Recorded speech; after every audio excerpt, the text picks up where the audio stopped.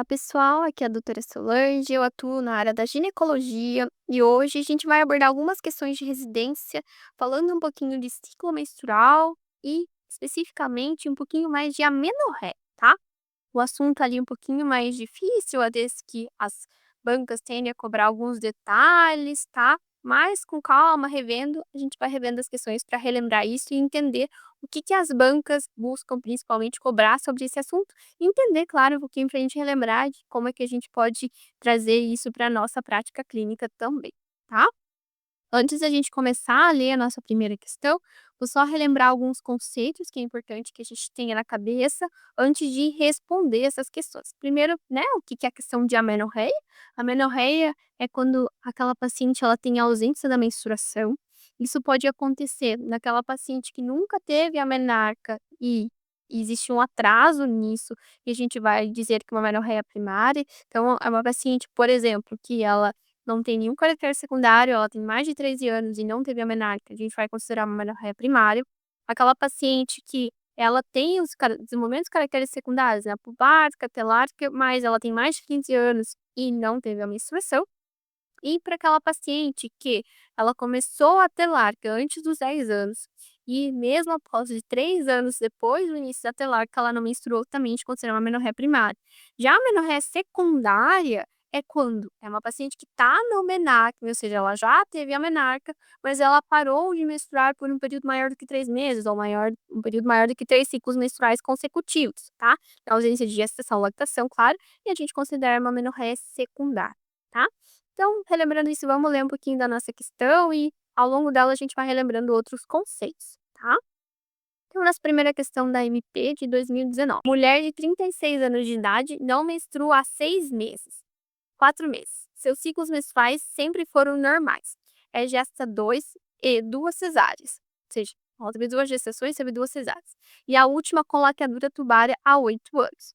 Beta-HCG há 20 dias era negativo. Você solicitou dosagem de TSH e prolactina que resultaram normais. Diante desse resultado, você indicou o teste de progesterona que resultou negativo e teste de estrogênio positivo. A dosagem de FSH e LH resultaram elevadas e de estradiol muito baixa. Diante do exposto, você poderia suspeitar como causa de amenorreia. Então, antes de ler as questões, só para a gente recapitular aqui, uma paciente de 36 anos, uma paciente no menacne, né? Ela não menstrua há 4 meses, ou seja, mais de 3 meses sem menstruar, isso é uma menorreia secundária, tá?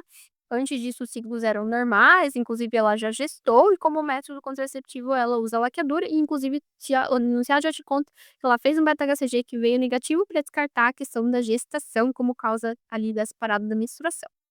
Também o enunciado te conta que o TSH e a prolactina vieram normais, então um hipotireoidismo, uma hiperprolactinemia são causas de menorreia secundária, mas o enunciado já excluiu te contando que estavam normais.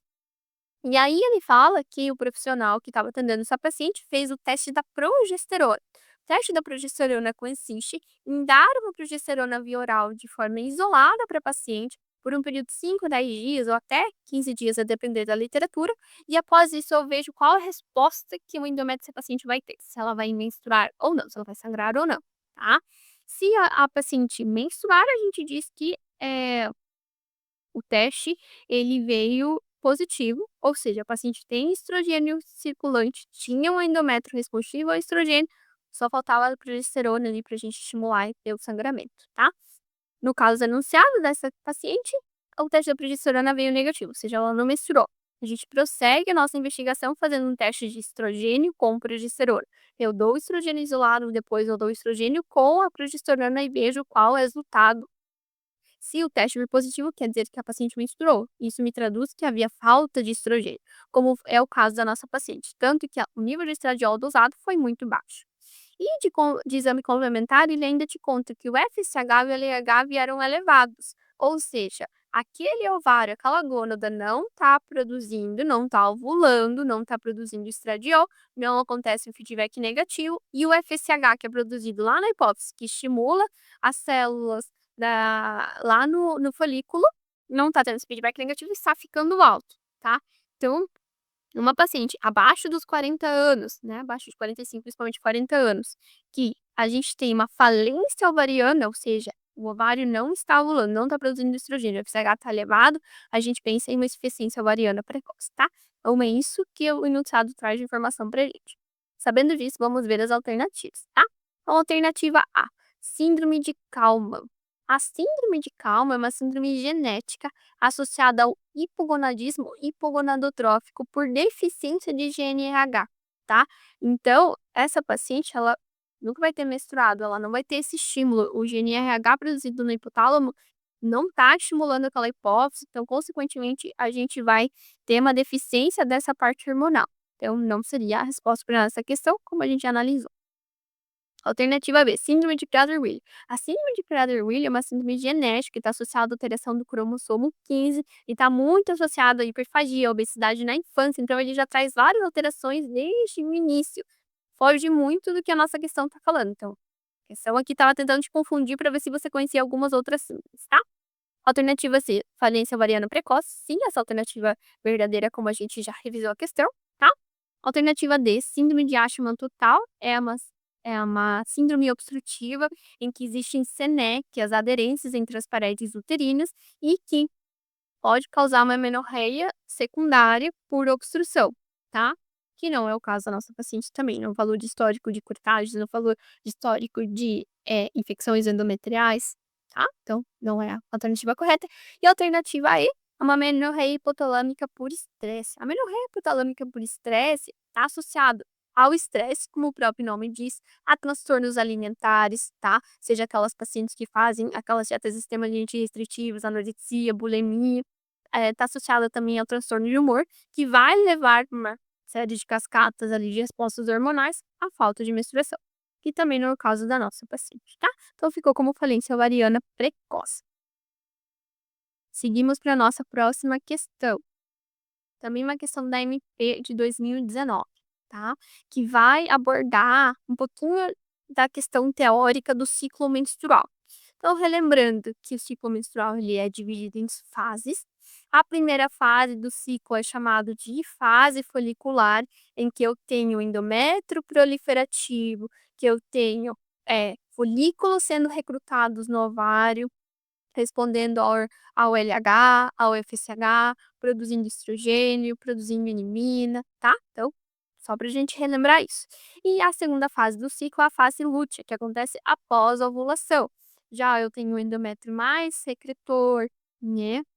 Vai mudando o padrão de muco vaginal dessa paciente. Então, só pra gente relembrar que existem essas duas fases, para a gente conseguir responder a questão. É importante a gente lembrar também sobre a teoria das duas células, da célula da teca e a célula da granulosa, que a gente tem lá nos folículos antrais e folículos que são estimulados no ovário. A célula da teca, ela é responsiva ao LH e produz a androstenediona e a testosterona. Essas duas moléculas passam para a célula da granulosa, que responde ao estímulo do FSH, produzindo estrona e estradiol, tá? Então, uma breve lembrança, só para a gente conseguir responder a questão. E diz assim: mulher de 30 anos de idade, rígida, com ciclos menstruais normais.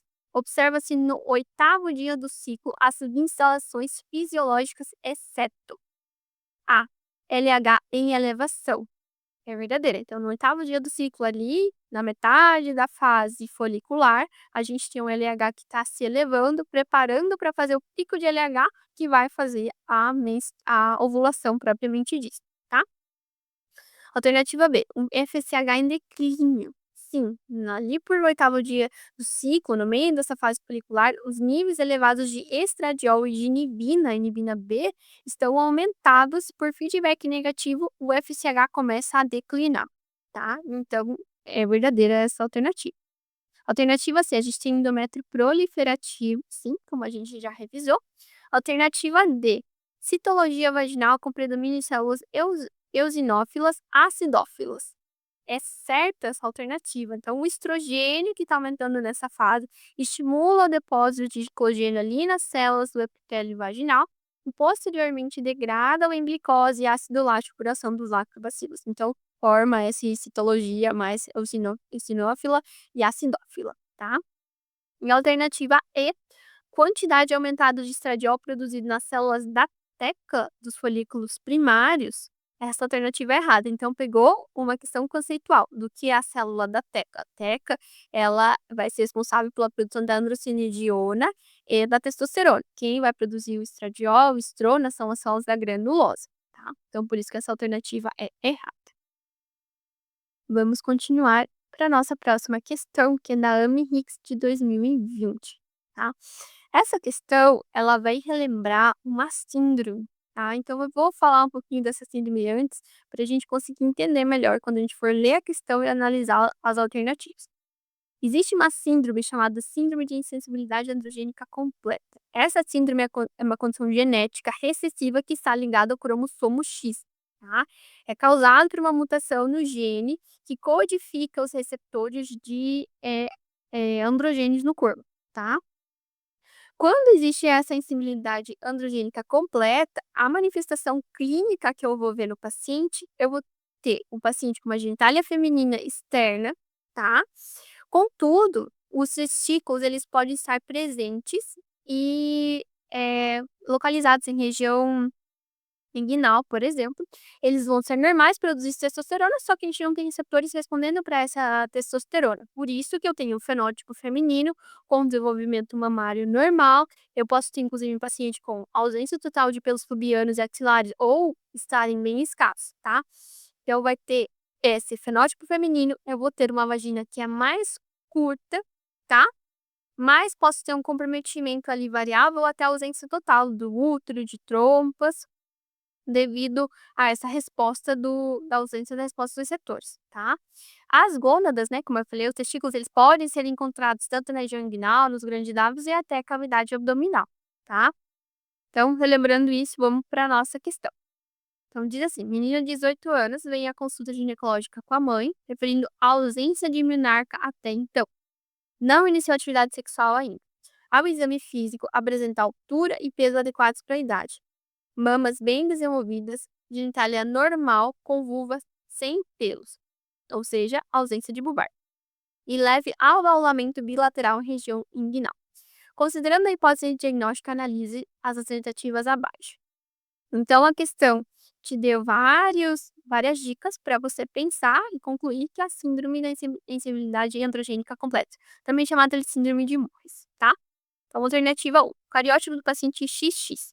Errado. O cariótipo do paciente é 46XY, tá? Então, é algo conceitual. Tem que saber as características dessa síndrome para você pensar nela e você conseguir responder. Alternativa 2. O tratamento consiste na gonadectomia bilateral e reposição de estrogênio. Sim, a gente precisa fazer a tirada das gônadas, porque o testículo ele é feito para ele estar fora do corpo, digamos assim, ter uma temperatura diferente da que está dentro do corpo. Estar ali na região inguinal, de pequenos lábios, região abdominal, aumenta o risco de malignização a longo prazo. Então, existe a indicação de fazer a retirada e sim de reposição de estrogênio nessa paciente como forma de tratamento, já que ela não vai ter essa deficiência ali, tá?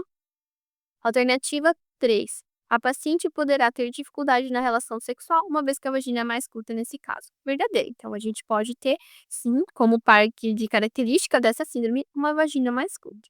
Sendo assim, fica correto as alternativas 2 e 3 da questão, tá? Próxima questão também é da AmHit, de 2018. Então, a gente tem uma menina de 15 anos e 2 meses, vem à consulta por ainda não ter menstruado. Apresenta curva de crescimento de peso e altura dentro da normalidade, idade óssea de acordo com a idade cronológica. Tem uma irmã mais jovem que menstruou aos 12 anos de idade. Ao exame físico, apresenta desenvolvimento mamário e pelos pubianos no estágio 4 de Turner e vulva de aspecto normal. Em relação ao caso clínico, analise as alternativas abaixo. Então, trata-se de uma menina em uma menorreia primária, né? Ela tá ali com mais de 15 anos, né? Ainda não menstruou, mas ela tem um desenvolvimento de caracteres secundários, tá? Os estágios de Turner são uma convenção que se criou para a gente falar a mesma linguagem, né? Aqui, lá na Europa, Estados Unidos, quando a gente diz, está no estágio 4, está no estágio 3 de Turner, vem uma imagem na cabeça de como é que é o desenvolvimento pubiano, como é que é o desenvolvimento mamário daquela paciente. Ou seja, essa paciente, ela tem um desenvolvimento de caracteres secundários, tá? Então vamos para analisar as alternativas. 1. Trata-se de um atraso puberal, devendo-se iniciar a investigação etiológica. Essa alternativa, ela tá errada, tá? A gente considera como amenorreia primária, como eu estava comentando antes, ali uma menina de 15 anos ou mais que ainda não menstruou. Contudo, quando a gente vai analisar isso, a alternativa o enunciado traz algo bem importante, falando da idade óssea, tá? A idade óssea, ela tá correta, tá de acordo com a idade cronológica, então essa paciente ainda está em desenvolvimento. Se a idade óssea fosse maior do que a idade cronológica, me preocuparia, porque a gente já teria fechamento ali das epífises ósseas, tá? A gente pode esperar ali até a paciente fechar 16 anos para a gente começar essa investigação etiológica de uma amenorreia primária, por exemplo. Então, por isso que a alternativa considerou como errada essa, tá? Alternativa número 2. O diagnóstico de amenorreia primária, cuja etiologia provável é a síndrome de Rokitansky. A síndrome de Rokitansky é uma anomalia congênita do trato genital feminino, em que a gente tem essa disgenesia de gônadas, que causa uma amenorreia primária, tá? Com atresia vaginal, com anomalia ali do útero, de tubas. Então, o enunciado não me traz essas outras informações para a gente conseguir dizer que a etiologia é a síndrome de Rokitansky, tá? Então, por isso que eu não consideraria essa alternativa. Alternativa 3 pode ser um atraso menstrual fisiológico. Na persistência de menorreia após os 16 anos, deve-se iniciar a investigação.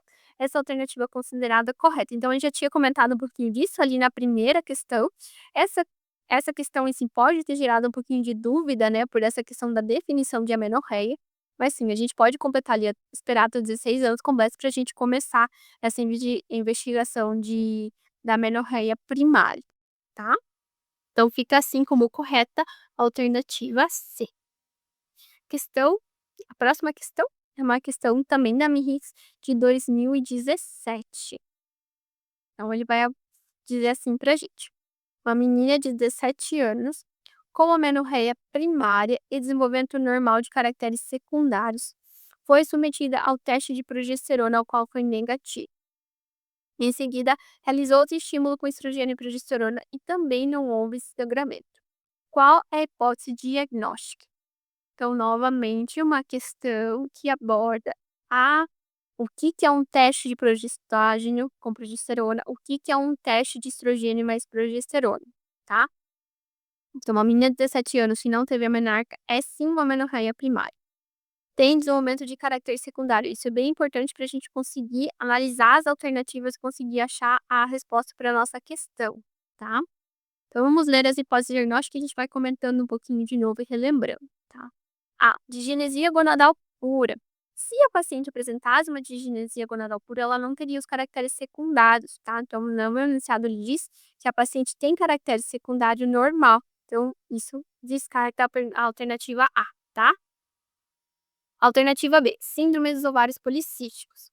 A síndrome dos ovários policísticos é uma causa de menorreia secundária por anovulação crônica. Então, não é o quadro onde se enquadraria a minha paciente. Então, relembrando que a síndrome dos ovários policísticos é uma síndrome metabólica que envolve um monte de fatores, como a resistência de insulina e a anovulação crônica. Então, ela fica vários ciclos sem ovular, acaba recrutando muitos folículos e não ovula. Por isso, eu posso ter como achado no ultrassom um ovário policístico, mas isso não é mandatório para o diagnóstico da síndrome dos ovários policísticos, assim como ter ovários policísticos num ultrassom aleatório também não fecha o diagnóstico da síndrome dos ovários policísticos, tá? Então, essa paciente ela vai aparecer no nosso consultório muitas vezes com essa queixa de ela estar um período longo sem menstruar, ficando mais de 3 meses, né? 4, 5 meses sem menstruar, ela menstrua, ou seja, o intervalo entre as menstruações se afasta bastante e normalmente junto com isso ela tem queixas de hiperandrogenismo, como aumento da pelificações, principalmente em locais onde ela não tinha, né? Então, o hirsutismo, aumento de acne, da pele oleosa.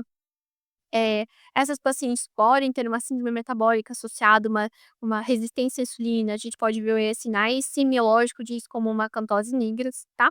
Então, só para a gente aproveitar, dar uma pincelada e relembrar o que é a síndrome dos ovários policísticos, relembrando então de anovulação crônica, uma menorreia secundária, que não é o caso da questão da paciente. Então, a gente descarta essa alternativa. Alternativa C, então a síndrome de Roki Rokitansky, como a gente já comentou anteriormente, ela, vai ser uma paciente que vai ter uma anomalia ali congênita do trato genital feminino, em que a gente tem digenesia gonadal, ou seja, vai causar uma menorreia primária, porque ela tem atresia de vagina, tem anomalias uterinas e tem anomalias tubares, mas ela tem um desenvolvimento de caráter secundário normal, porque os ovários estão presentes e funcionantes, que é o caso da nossa paciente, pode ser sim um diagnóstico. Então, ela tem uma menorreia primária, tem um caráter secundário normal, mas ela não menstruou, porque eu fiz um estímulo com estrogênio e progesterona e a paciente também não sangrou, né? Então, a alternativa C, a alternativa certa para a nossa questão, tá? Alternativa D, fala de anovulação crônica, então vai no mesmo que a gente já tinha falado sobre a síndrome dos ovários policísticos, também causa anovulação crônica, então a anovulação crônica causa de menorreia secundária, então não se enquadra no caso da paciente do iniciado. E a alternativa E vai falar um pouquinho da síndrome de Turner, tá? Então, a síndrome de Turner, ela é uma causa de amenorreia primária, sim, mas ela tá acompanhada de outras alterações, como baixa estatura, o pescoço alado, ausência de desenvolvimento mamário. Então, vem um conjunto de outras alterações sindrômicas que vão levar ao diagnóstico ali de Turner, tá? E também não se enquadra com o caso apresentado no enunciado da questão. Vamos para a nossa última questão desse bloco de questões. É uma questão da FAMEMA de 2020. Essa questão vai avaliar novamente a insensibilidade dos androgênios, a síndrome de Morris, que a gente já comentou em uma das questões anteriores. Então, para vocês verem que algumas bancas elas gostam de cobrar algumas síndromes, que você saiba as características dela, para que você consiga reconhecer isso quando o enunciado te traz um caso, para você conseguir responder a questão baseado nisso, ou até o enunciado vai te dizer sobre aquela síndrome, vai te contar que a paciente tem aquela síndrome, para você conseguir analisar se as alternativas que ele te traz fazem correlação com a síndrome. Então, a síndrome da insensibilidade androgênica completa, a síndrome de Morris, a gente já comentou anteriormente, que é aquela síndrome ligada ao cromossomo X, né, causada ali por uma mutação no gene que codifica os receptores de androgênio, e essa paciente ela vai ter uma insensibilidade, uma falta de resposta a esses androgênios, tá? Então, só relembrando disso, vamos para a questão. A síndrome de Morris, determinada por insensibilidades a androgênios, é caracterizada como tendo. Então, aqui a questão ela já te disse. Eu quero saber sobre essa síndrome, analise as próximas alternativas, tá? Então, alternativa A. Então, útero infantil, ovários em fitas. O útero infantil e ovário em fita, a gente encontra nas disgenesias gonadais, tá? Não fazem parte da característica da insensibilidade aos androgênios da síndrome de Morris, tá? Então, a gente acaba descartando essa alternativa. Alternativa B, a vagina desenvolvida normalmente e a ausência de útero, a gente tem na síndrome de Morris a ausência de útero, de trompas e dos 2/3 superiores da vagina, então a gente não vai ter uma vagina normal no caso dessas pacientes, tá? Então a gente acaba cortando também essa alternativa.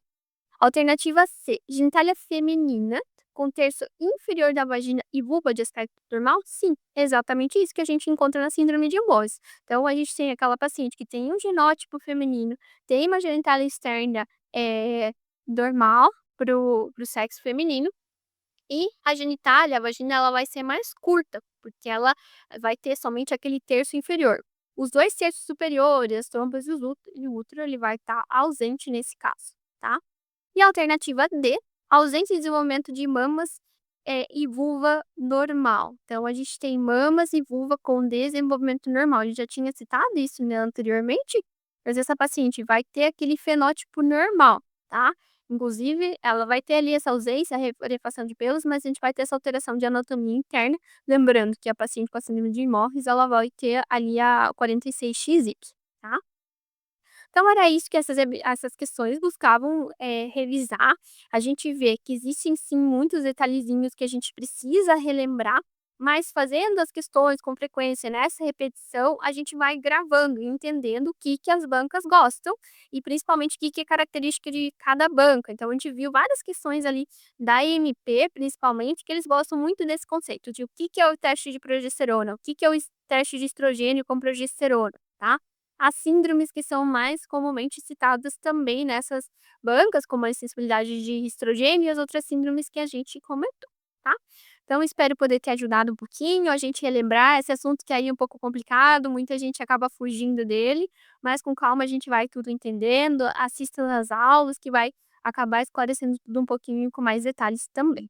Muito obrigada.